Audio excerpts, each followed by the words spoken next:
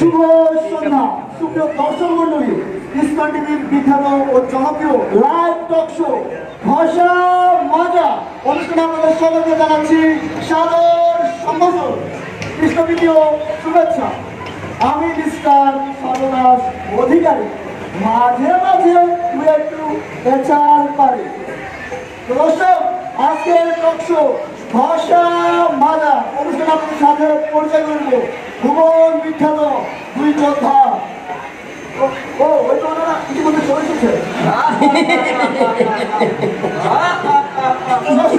এই দুইজনের একজন হচ্ছেন পূর্বাঞ্চলের নক্ষত্র ও সংগ্রাম, যে যুদ্ধকে পুতুল খেলার মতো মনে করে সেই বীর বঙ্গপুত্র ভীষ্মদেব।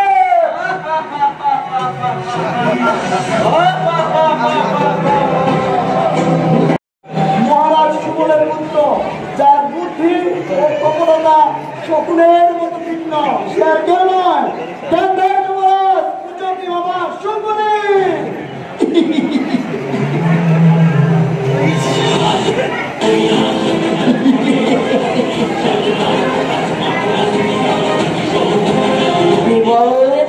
মহাশয়,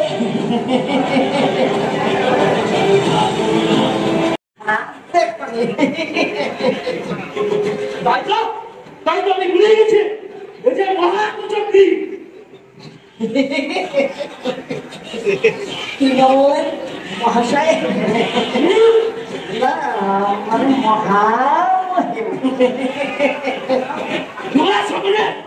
আপনি আপনার সীমা অতিক্রম করবেন না বলিলাম। তোমার কি করবেন মহাশয়? দেখাচ্ছি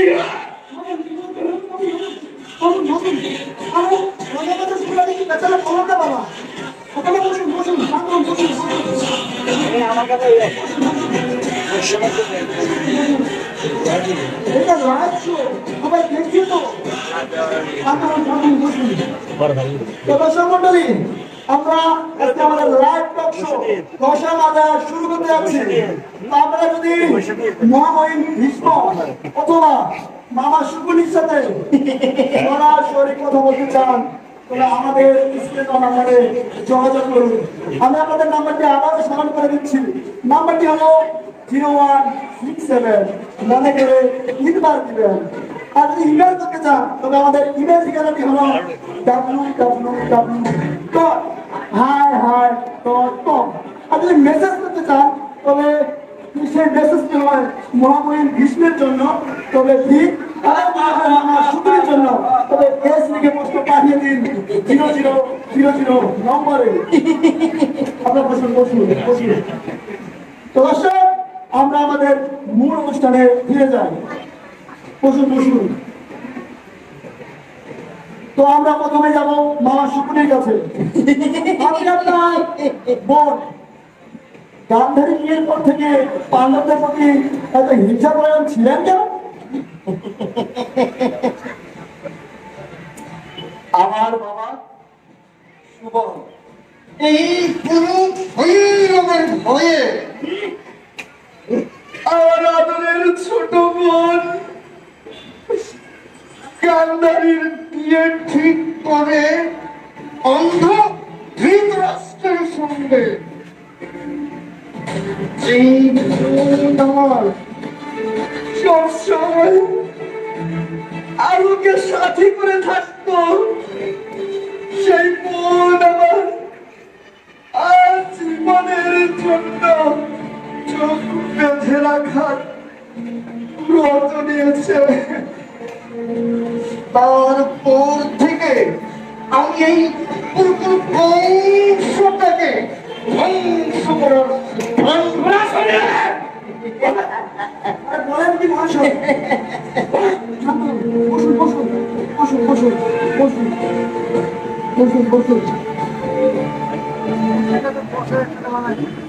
বসুন। তো দর্শক, যাই হোক, এবার আমরা মহামহিম ভীষ্মের কাছে যাবো। তো মহামহিম ভীষ্ম, আপনার মাতা গঙ্গা দেবী হচ্ছে গঙ্গা দেবী আপনাকে আপনার বাবা শান্তনুর কাছ থেকে নিয়ে এসেছিল অস্ত্র শিক্ষার জন্য, কিন্তু হচ্ছে পরশুরাম ব্রাহ্মণ ছাড়া ক্ষত্রিয়দের অস্ত্র শিক্ষা দিতেন না। তাহলে আপনি ব্রাহ্মণ মানে ক্ষত্রিয় হয়ে ব্রাহ্মণ মানে ধনুর্বিদ্যা শিখলেন কি? আপনি জানেন মশাই, মাতা খণ্ডকে থেকে পরশুরাম ভয় পেয়ে যায়, কারণ আমার মায়ের কৃপাবিদিতা পৃথিবীর কেউই মুক্তি পায় না, তাই তিনি আমাকে অস্ত্র শিক্ষা দিয়ে ছাড়লেন। তাছাড়া এই সকলের মতো পাপি দুরাচারী কুচক্রীদের সংহার করার জন্যই পরশুরাম আমাকে অস্ত্র শিক্ষা দিয়ে সর্বশ্রেষ্ঠ দলকে তৈরি করে দিলেন। এই আর আপনি বসুন। দর্শক, আমাদের কাছে একটি ফোন কল আসছে, আমরা ফোন কলটি নিচ্ছি। হরে কৃষ্ণ। দর্শক, কে বলছেন, কোথা থেকে বলছেন, বলুন, জানতে চান? হ্যাঁ, আমার প্রশ্ন হচ্ছে আমার কাছে। হ্যাঁ, বলুন, শুনতে পাচ্ছি, বলুন। ওরে রাক্ষস, দানব, ওরে অসুর, তোর একটু লজ্জা শরম কিছুই নাই রে। একটা সোনার রাজ্যকে তুই রোষানলে পুড়িয়ে ছাড়খাড় করে দিলি। তোর পরামর্শে এই দুর্যোধন সহজ সরল ছেলে ভীমকে বিষ খাইয়েছিল, আর তুই ওকে ভালো করে দিস তো? তোর কপাল ভালো পৃথিবীর ধ্বংসতে, নইলে তোকে ঝেঁটা পিটা করতাম। মানে মানে হচ্ছে ভেঙে গেছেন। আচ্ছা বলুন তো, আপনি কেন ভেঙে বিষ দেওয়ার পরামর্শ দিয়েছিলেন?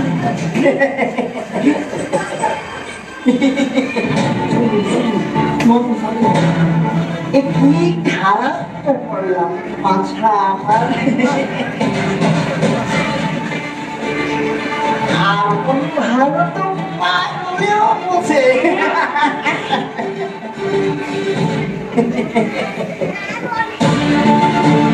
আমি আমার বোনের ছেলে মানে আমার ভাগ্যকে রাজা বানাতে চেয়েছিলাম,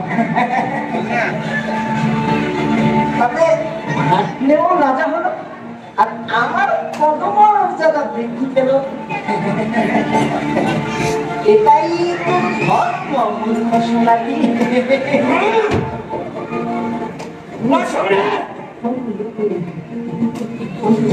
বসুন আপনারা, বসুন বসুন বসুন।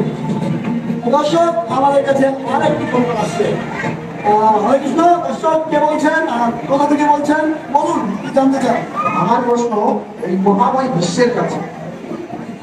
হ্যাঁ, আপনি নাকি একবার তিন বোন অম্বা, অম্বিকা, অম্বালিকাকে আপনার রথে করে রাজসভা থেকে ছিনিয়ে নিয়ে এসেছেন। ছি, ছি, ছি, ছি, ছি, ছি, ছি, ছি।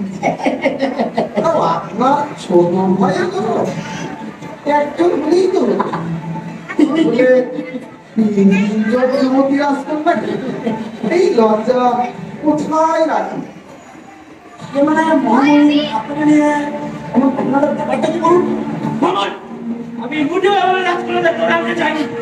রাজমাতা সত্যবতীর আদেশ অনুসারে তাদের লজ্জা উড়িয়েছিলাম মাত্র। তাছাড়া তাদের আমি সংস্পর্শ আসি, তাছাড়া তাদের কোনো বিয়ের প্রস্তাবও দিইনি। তাহলে এতে আমার দোষ কোথায়?